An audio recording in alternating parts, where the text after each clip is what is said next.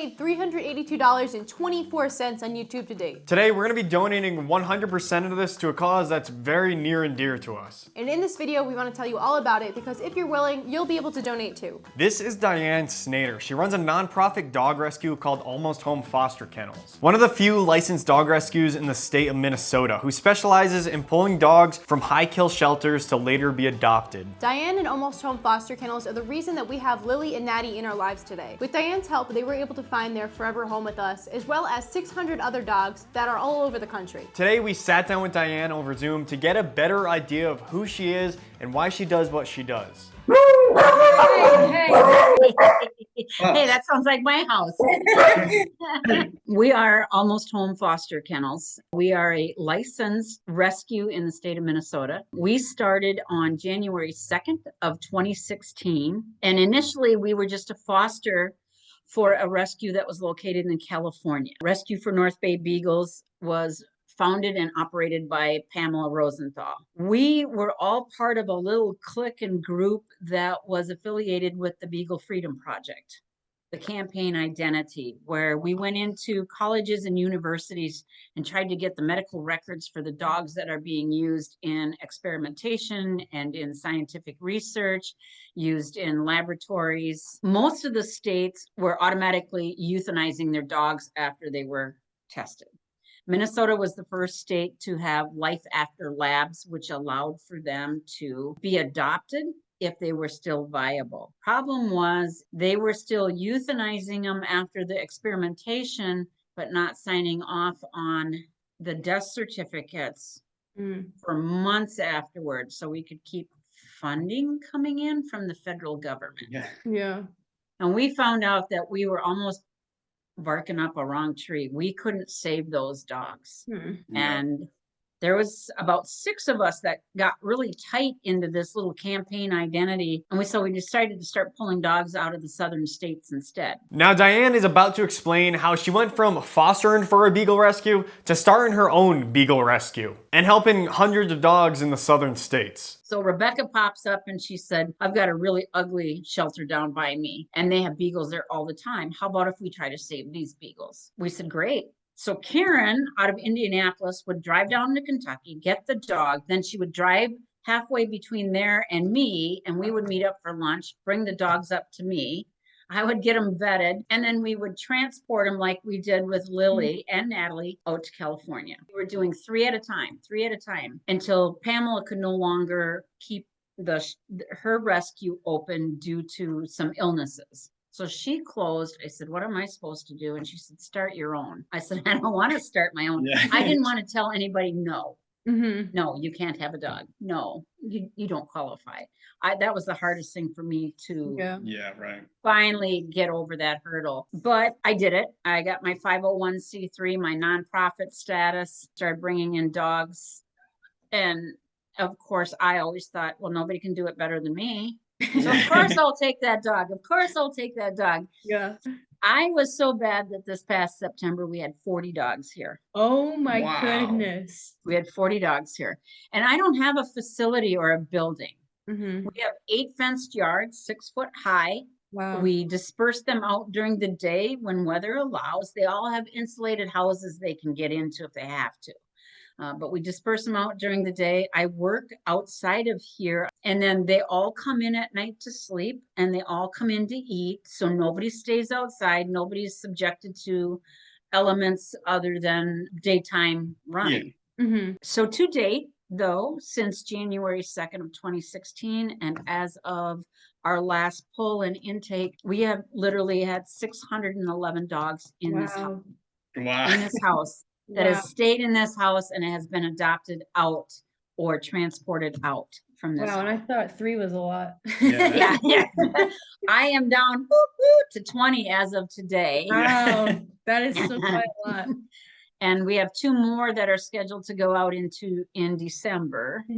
And 1 more I got an application on for another one. So, you know, it's going well. We were trying to get these numbers down and we're getting there. But of course, now is the main dumping season because hunting season is coming to a close. So all of those that don't make the cut in the hunter's eyes are going to be dumped. Now we're all aware what beagles are bred for, hunting. A lot of these beagles down south are getting dumped by hunters because like Diane said, they don't make the cut. Or like I like to say, they're not too good at their jobs. Which is weird because of how well Natalie's nose works.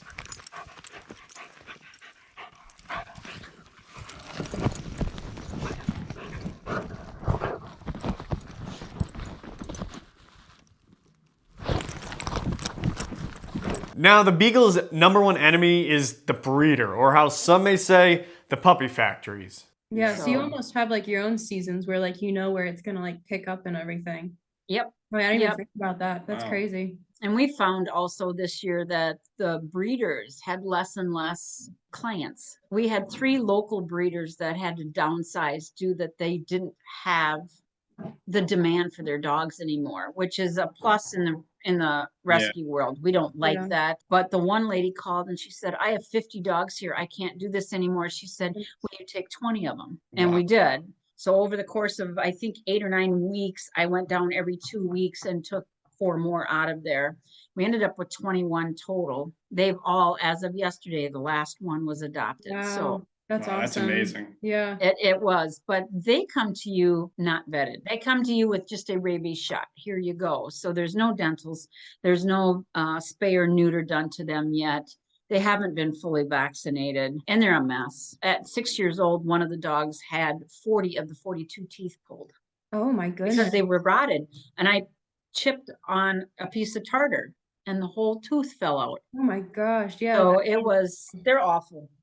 Yeah, that's what we've heard about breeders is it's just a puppy factory essentially. Yeah. Yep. And it gets to be if they're a reputable breeder, you're going to keep the lineage pure. If you're a beagle breeder, you're going to keep it a pure beagle.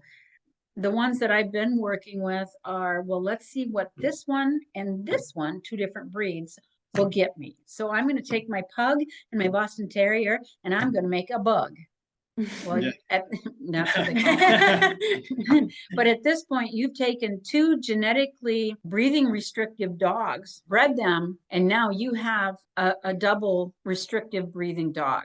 Yeah. And then you're going to use that on another one. So each time you do that, you negate their breathing ability. Is it tough for you not to get like attached to all the dogs that come in and out? I have 11. Yeah. So I would say yes. Of your own dogs? Oh, wow. Because either, yes, you get attached, or when I was working for the other one, there would be dogs that I would give a bio once I got it here and assessed it. For instance, Thomas, we realized after we got him here, Thomas had a nerve damage down his spine. So he can't control when he goes to the bathroom. Yeah. Right. So when he goes up the steps or he moves too fast, he swizzles. And he doesn't realize that he's doing it because he has no feeling in those nerves. So he was unadoptable. Okay. Yeah. Well, I'm not going to put him through a bunch of homes that are going to get upset with him. So, well, we'll just keep him. Yeah. Then you get another one that has a behavior issue, or he was heartworm positive with an enlarged heart. Well, you can't transport them safely over 3 mountain passes and get them to California. And so he's going to stay. And he did. So that's basically how a lot of them end up staying, is they just have a medical condition or they have a behavioral, or they're too old and then they just stay with us. Yeah.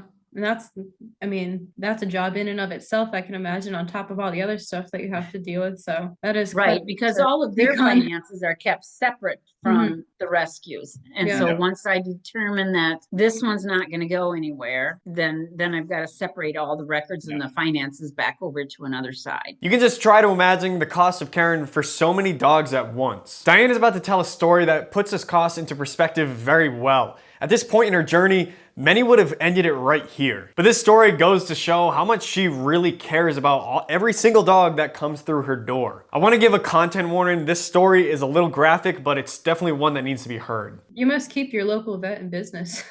I do. I'm there. Some weeks I'm there every day. Wow. You know, they're fantastic.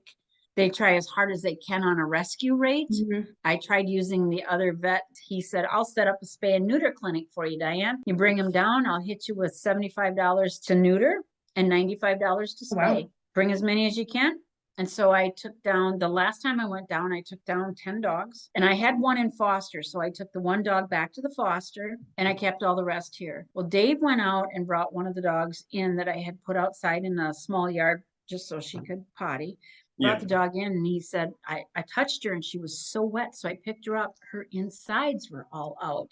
The stitches had busted open Oh and my everything God. had come out. I got a hold of the vet and he said, wrap her tight, wrap her with gauze, wrap her up tight and bring her down right away. So at 9:30 at night, we're doing surgery again to put her back together. That's horrible. Yeah.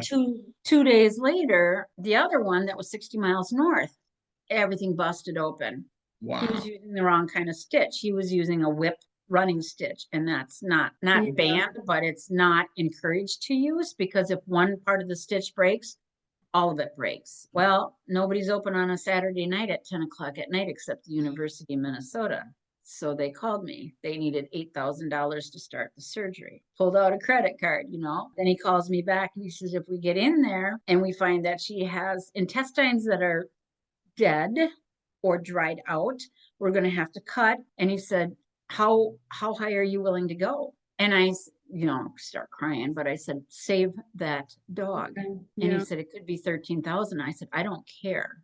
Save the dog. And he said, well, who do I call on the finances? I said, me. And he said, well, who do I call about aftercare? And I said, me. And he said, is there anyone else that I can call that helps with this? And I said, no. So when I got the bill, it was $5,000.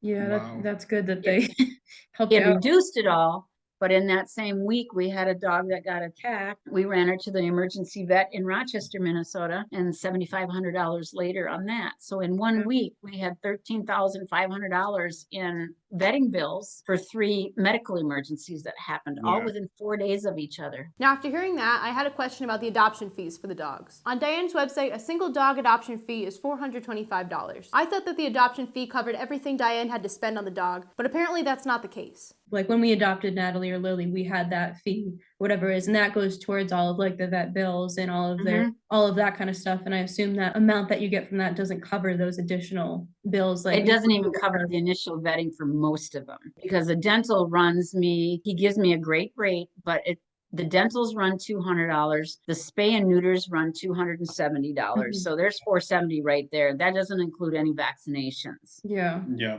So I have 2 sustaining donors. One donates at $500 a month, and then the other one is $50 a month. And so that always helps. I did have a plus in the doctor that aired on those 2 surgeries sent me a check to cover the University of Minnesota. He said, I'm not going to say that I was responsible, but I think I have some blame in this.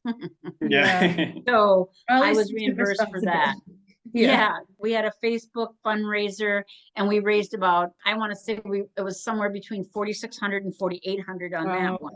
That's So we made back a huge chunk, but I had cashed out an IRA to pay off all those credit cards that I had used. Of course, of these nearly 8 years, I've cashed out 88,000 in IRA money.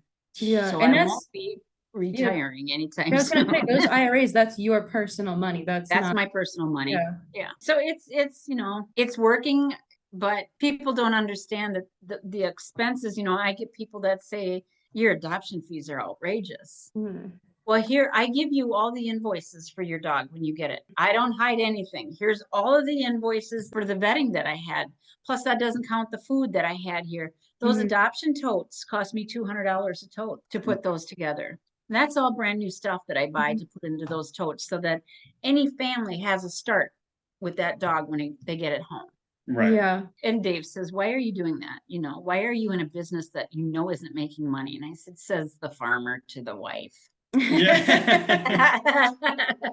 So I said, we're both in the same boat, But it sounds like you're just genuinely like helping, the dogs and all the families that you get to appreciate the dogs. Cause you don't have to do those totes, but like that was always like such an exciting part for like opening those with the dogs. Right. I love that. Lily loved that. She still has all of her stuff, Natalie too. And we still have like the bags that they came in. Like, it's some of their favorite stuff. Black Fridays are great. Let's go to Menards because all the dog stuff is on sale. Yeah, exactly. We have a whole closet downstairs. We haven't finished building it, but it's all toted loaded with dog stuff. So when I go to make one, you know, it's just like pulling it off the retail shelf. There you go. Do you think that is also something like if people can't necessarily help like financially or like substantially financially, is that also something that you would be willing to take donations of like any of that sort of Absolutely. stuff? Yeah. So like we said, 2 of our dogs, Natalie and Lilli, were adopted from Diane in Almost Home foster kennels, Natalie in 2019 and Lilli in 2022. We asked Diane how exactly she finds dogs that need help and how she goes about transporting them all over the country. How do you go through the process of finding a dog that needs to be rescued and then all the people that are involved in getting it back and vetting it and everything? Most of them come from shelters out of the southern states. We hit West Virginia, Kentucky, North Carolina, Oklahoma. A lot of times I get contacted directly from the shelter or through Facebook, through social media. And like with both of your dogs, I got contacted from the shelter director themselves that just said, hey, we got this beagle in. In all of those locations, I have fosters available that will go pick up the dog for me, take them home, get them to the vet, get them vetted, and then hold them until we get transport set up with Michelle to get them to us. Now, Natalie, when she went out east, we had Liberty Ride Transport. It was Rusty Miller and Liberty Ride Transport. And then when we had Lilli go to Colorado, it was Michelle Zabicki, and she's another transport coordinator. And they just spend their weekends making run sheets. And then they're the ones that go out and look for the drivers. And they post out for the volunteer drivers. And they've got a data sheet and a database full of each time they run a run. And now I have one coming up from Oklahoma. So she's already got run sheets for that because I've had the same person fostering for me before. So, you know, you tag the same people are driving for you, the same people are overnighting for you. And then you get them here, finish up whatever vetting needs to be done. And then I post out on 3 different venues, rescueme.org, Pet Finder, and then Adopt a Pet. And then I just wait for the applications, refer them back to our own website, almosthomefoster.com, to get the application, which is the first page. It's submitted now online, which is Pamela, who I used to work for, who had Rescue for North Bay Beagles. Her husband, Ed, is a web designer. So he designed our website, and Very nice. he just keeps it maintained for me. I don't have to worry about anything other than to go in and say, hey, can we add this or can we add that? And he does. Yeah, that's awesome. Yeah, that really helps. From what I remember, you made the process very smooth. I wouldn't have known that much work went into it, you know, because you're just like, all right, you know, the dog will be here this day. Like, you just follow this Facebook group, you'll know when it's going to be there. You did a very good job, and I'm assuming you still do a great job. But I don't need any more dogs. Yeah, and you know, the transport coordinators are huge in making that transition from my house to your house. Typically, I almost deliver every dog myself. And I mean, I went out to California 3 times in 15 months back in 2020. Yeah. So I took 18 dogs out there. So I drove to Rock Springs, Wyoming, stayed with Mike and Jan, who are 3-time adopters of Almost Home Foster. Wow. They put me up. They've got a fenced yard. We let the dogs out there. You know, they're good. And then the next day I go on into California itself. And all 3 times was 4,500 miles in 4.5 days. That's a lot. It's crazy, you know. Especially with that many dogs. Oh, I couldn't even imagine. Right. And so then you're doing the home check. So you're going out to each home. I have friends in California who are adopters that say, come and stay with us. You keep the dogs here. You take those that you need to take this day. You come back, stay the night, get these dogs out. So I always had a landing spot, which was really good. Yeah, you're making connections all over the place, it sounds like. Right. Well, you have one in Well, it's like when I got to Colorado and I Yeah, exactly. hey, Ron is here. So, Yep, that's where we are. Yeah, if only you could So- fly with 18 dogs. no. When we first started, we flew them from here to California, and 4 dogs, we had to buy specific crates, and the crates were over $200 a piece. Yeah. And to fly the dogs was $905 for 4 dogs plus the crate fee. Yeah. And I thought, No, that's Pam, not. how are you even breaking even with this? You know, I think I cried the whole way home because it was our first time fostering also. I said, I don't think I can do this. And then we took in 3 more dogs and decided to ground transfer them. And Dave and I drove down to Boondocks, Iowa, which is Williams, Iowa, for the first leg of the trip. I cried all the way back home.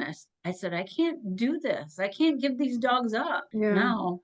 It's fairly easy. You've had to tell yourself you're just a stepping stone. I'm not the final destination, and I'm not the best destination, but I don't put them in a home in which they can't have at least what they got here. And I glom onto them for long periods of time sometimes because I just don't think I'm finding the right home. Mhm. And then all of a sudden, there it is. How long, like when you get a dog, how long, like are they usually around? Like how long are they usually with you before they go out? Average time, maybe 3 weeks. Okay. Yeah. An easy adoptable dog, maybe 3 weeks. Those breeder dogs were coming in and out. I couldn't get them vetted fast enough because Wow. everybody likes the little cutesy lap dogs. Mm. Problem with the breeder dogs is they're not socialized real well. Then there's dogs like Miley. She's been here for over 3 years. Oh my gosh. So, and she's now 11 years old, and we kind of have to resign ourselves that she's not going to go. And she is picky. She's not so much dog reactive, but she was attacked twice in which her neck was cut open 2 times and had to be stitched. Wow. So she's very sensitive around her neck.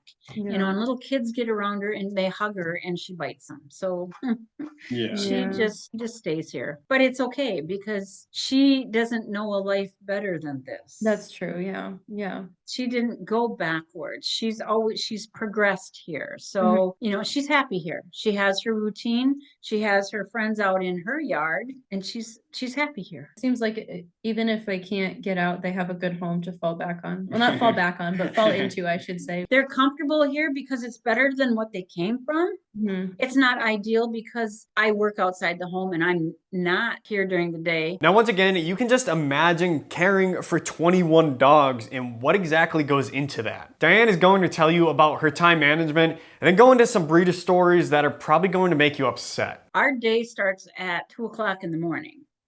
Yeah. What?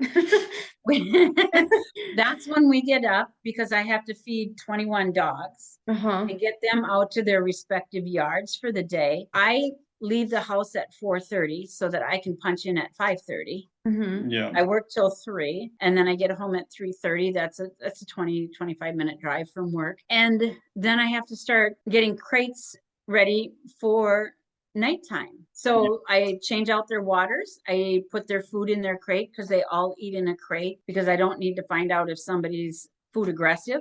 Mhm. Yeah. And so everybody eats in a crate or in a designated room or spot. Bedding, if it has to be clean, gets changed out. You know, we got the big, nearly commercial washer and dryer here because the other ones just haven't been able to keep up. It gets dark here now at 5:30, so that's their instinct is we have to come in because it's getting dark. I try to push it to 6:30, 7:00. They're all in and bedded by 7:30. Start all over at 2 again. So Yeah, that how do you find time to do anything for yourself? right. And that's where we finally said, Dave and I haven't been on a vacation together since 2014. So, and that's where we had our philosophy in the beginning was we will take in 3 dogs, get them adopted out. Once they're adopted out, we'll take in 3 more because that's doable and that we can handle that. Mhm. But we had this mass rush of 3 breeders that released these dogs. One breeder told me that if they didn't get the dogs into rescues, a bullet was too expensive for them. Oh my God.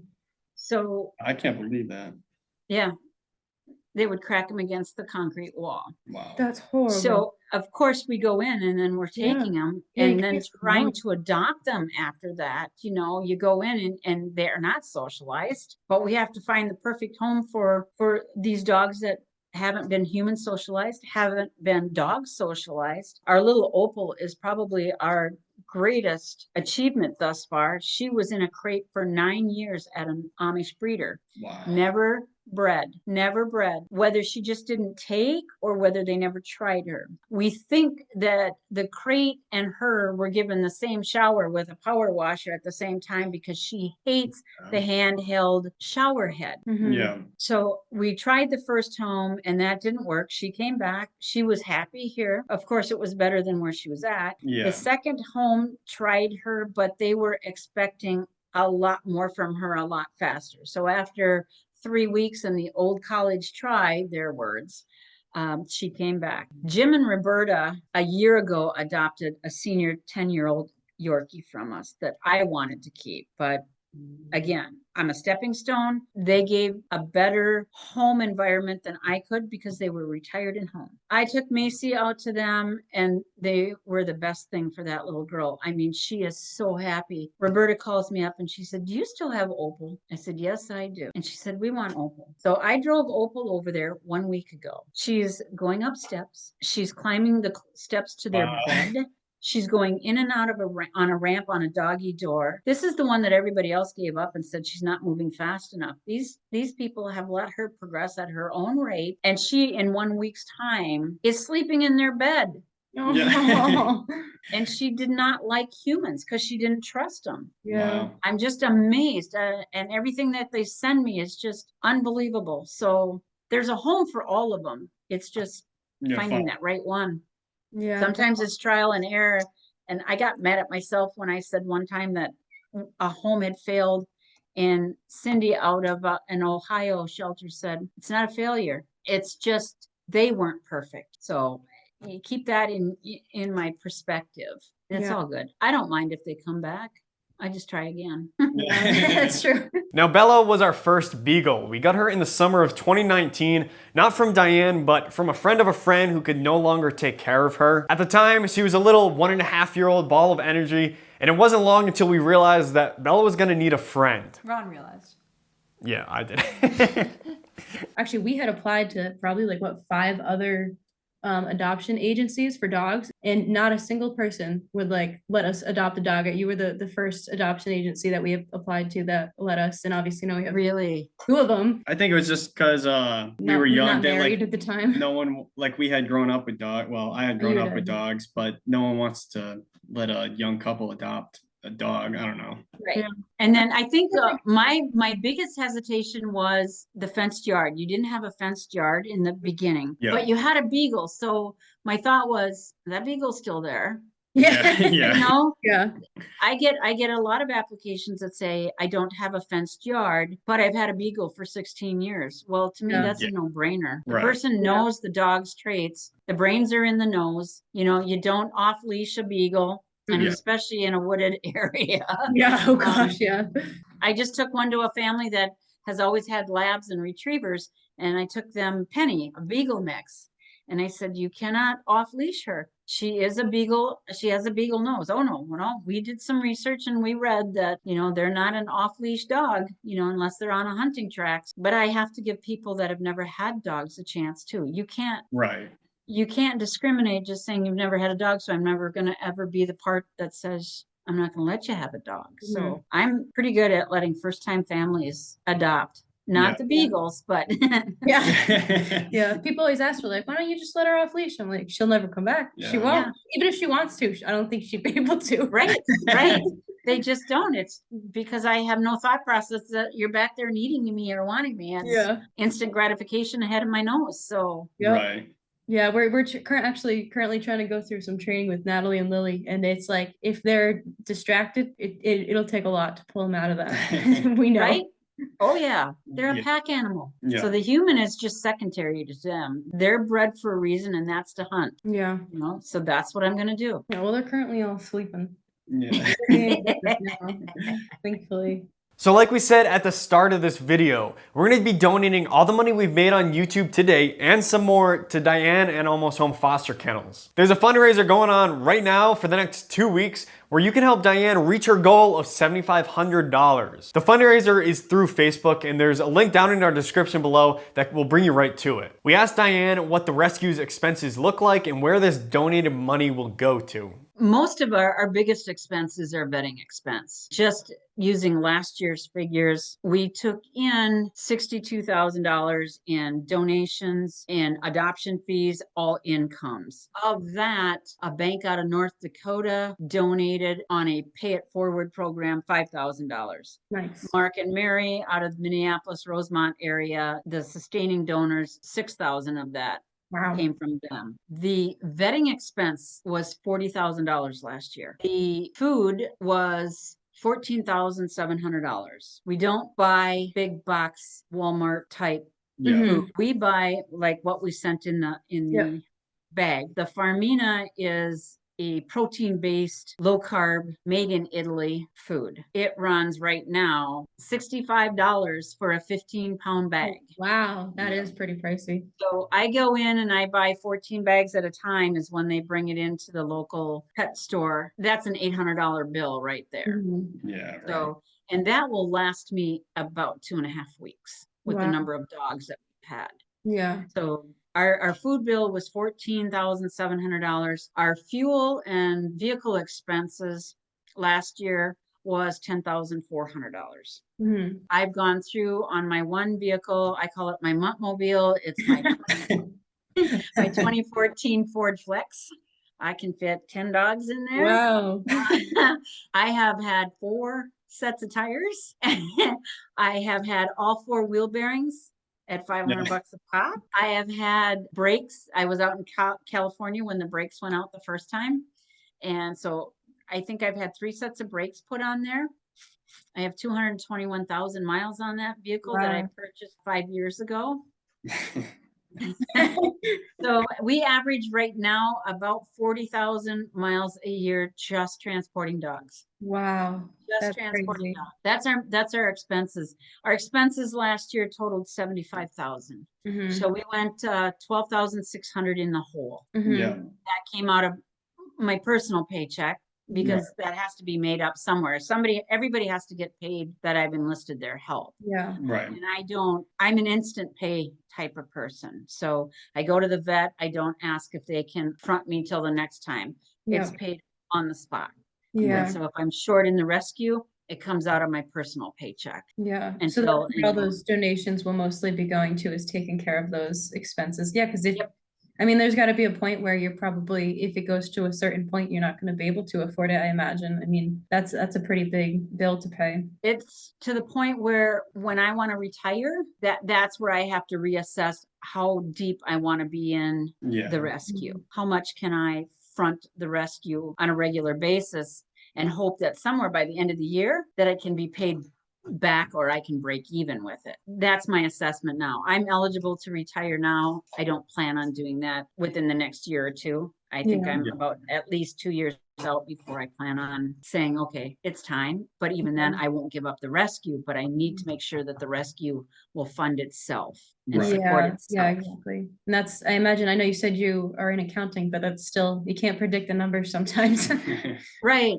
Yeah. And you can't plan for the unexpected, like those 3 medical emergencies. And when you get all those breeder dogs in that need dentals, he charges me, my vet is phenomenal. He charges me $180 for a cleaning and will cap it at $200. Wow. So if there's some emergency or like the dog that lost 40 teeth, most of them would have charged me somewhere between $600 and $900 for that.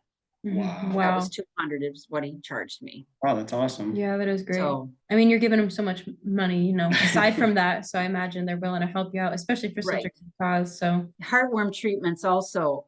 When I was with Pam, we spent $3,000 on a heartworm treatment in Illinois for a dog. Anybody else is usually between $900 and $1,200 to treat heartworm. My vet charges me $155. Wow. Charges me the cost of the medicine, because that's how cheap it is. The cost of the medicine and $5 for each injection. There's 3 injections. That's great. Insane. Yeah. It's good you built a connection with them then. Yeah. Well, I start to look around at these others that tell me that they need $600 and $800 and say, why? Yeah. Why?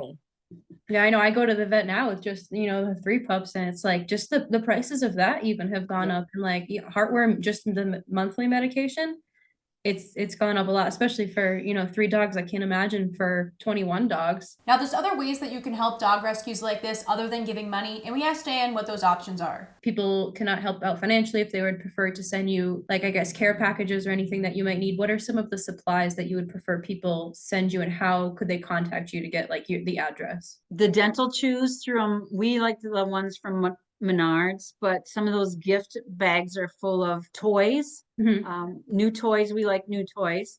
And Menards and some of the Marshalls now, they're running toys at $3.99. That's what I'm using into those things.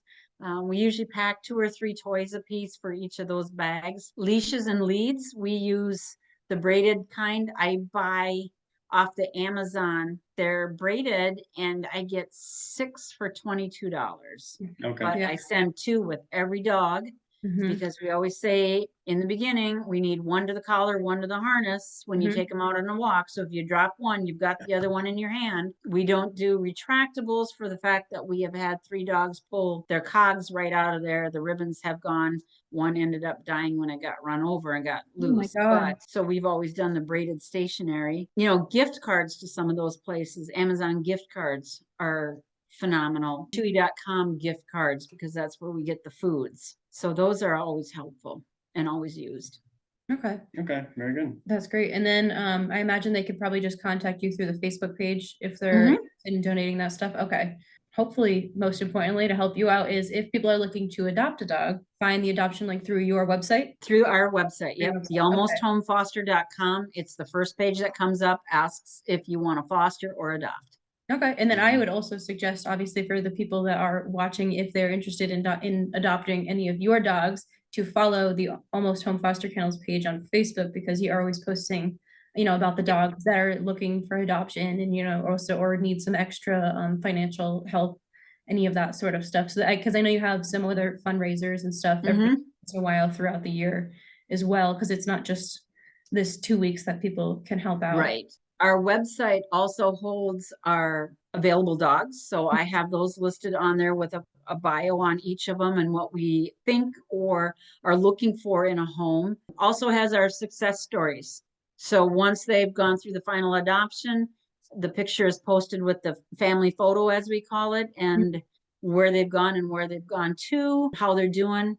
I want to get Ed to start me a pup date page, because I get a lot of pup dates, and the people that helped me along the way, from the fosters to the transporters, they stay in touch with me, and we keep our chats always going so that every time I get an update, I update that transport chat, and then I update the Facebook page and our website also, so that you get to see where these dogs went. And sometimes you might see, I thought that dog just got adopted last month. How come it's back? Well, I'll try and delete that one out. Looks like a whole new record's coming through. But yeah, because it's always awesome to see your little pup dates on how all the dogs are doing. I mean, I can see it for myself sometimes. But and it is. I really enjoy the pup dates. I'll go sometimes once the adoption is finalized. I tell myself, you don't have a right to ask. You don't have a right to ask. And then all of a sudden I'll get, hey, it's been 2 years. Just thought I'd bring, it's like, yes.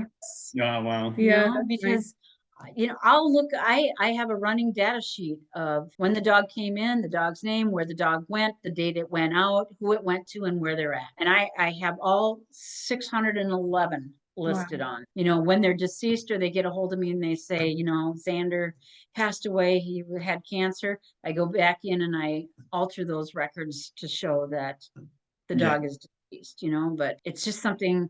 I only have to hold records for 2 years, according to the state. We're inspected twice a year. Once by my regular vet, he's required to come in and inspect our place. And then the state of Minnesota comes in every December and goes through our home, our buildings, our yards, our car, to make sure that it's up to date and clean. And I've got a 5-page protocol of how everything is cleaned and maintained. So wow, that's awesome. And a lot of work. It is a lot of work. And I'm one of the only licensed rescues in Minnesota. There is one other that I'm aware of, and she's just 20 miles over to the east. So it just depends on if you're going to keep the numbers of dogs at your own home, you need to be licensed. If I'm using fosters all outside of my home, then I don't have to be licensed.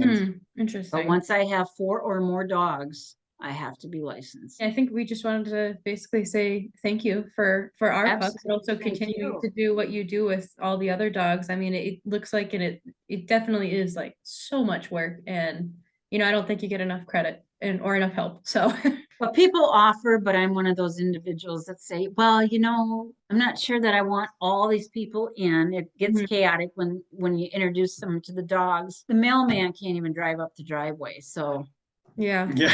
I know how that is. Yeah. Good thing he said, because they woke me up.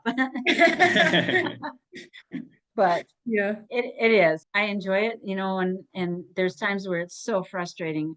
but Dave says, you know, at the end of it all, you see these pictures of these homes and these families and the smile on their face. And, you know, he says, I love watching the backcountry beagles. It's just like, wow, I want to go there. But, you know, these dogs are living the life too. And it's just great. Yeah. It is awesome to watch. Thank you. We appreciate it. Yeah. It's all Ron. It's not me. It's fun. It's fun to watch those and just, Yeah, thank you. you know, share those videos and say, see, Yeah, they're having a good time. Yeah. they're having a good time. They're living the life. And the shelter directors, when they see that, like Tiana with your dogs, and she's just, this is amazing. This is Right. amazing that, you know, came from our little shelter out of, you know, Virginia. Yeah, And here she is, just I know. Huh? bandana and head out of a Jeep that's climbing rock. Oh yeah, she loves it. All right, we'll get back to some beagles. It sounds like you probably are going to do the same thing. All right, sounds like a plan. Thank All right. you. Thank you, See ya. Diane. See ya. All right, bye now. So right now we are going to be donating the $382.24 that we earned from YouTube, as well as some that we are contributing from our personal funds. And we just wanted to be completely transparent on that we are donating it. Yeah, we're gonna do it right here on camera for Exactly. you. And like Ash said, we're gonna be donating our own amount. We're gonna match our 300, whatever it was. What was the number? $382.24. Yeah, we're gonna double that for $768.48. We can't do cents on the donation, so $769. That is our donation. So we're gonna do it right here, right now. Right now we're on Facebook. We're on the donation page that you can find in the link down below of this YouTube video. So we're gonna go here to the right. It says donate. We're gonna type in the amount that we want. So like I said, we're doing $769. Covered the donation process and fees. They're gonna take out, Facebook is gonna need some money basically, so I'm gonna check that off. So Diane gets the exact amount I want. I'm gonna continue with that. Add payment info. You guys won't be able to see this. We'll skip this part for obvious reasons. Elevator music. All right, and then so we put our information now in for our card, and we're gonna hit donate. Donate now. Cool. And we're done. The whole point of this video was basically to put Diane and Almost Home Foster Kennels into the spotlight to show how worthy their cause is. We also wanted to show that even if you haven't gotten a dog from her before, if you are looking to help dogs that are being rescued from these southern states, any sort of amount will help, and any sort of donation will help. So if you made it to the end of this video, we appreciate all for watching. We're very excited to be able to donate this money that we made off YouTube. It's what we've been thinking of since literally day one, and we're just happy that we're able to help Diane. Yeah, we understand this isn't our usual content, so we appreciate the view. Yeah, we'll be back to our usual content next week. As always, we appreciate all for watching. We'll see you on the trail, and we'll see you next time. So along with the donation, we're gonna go out to the store now and go get a few supplies to send to Diane for the dogs. All right, pups, we'll see you later.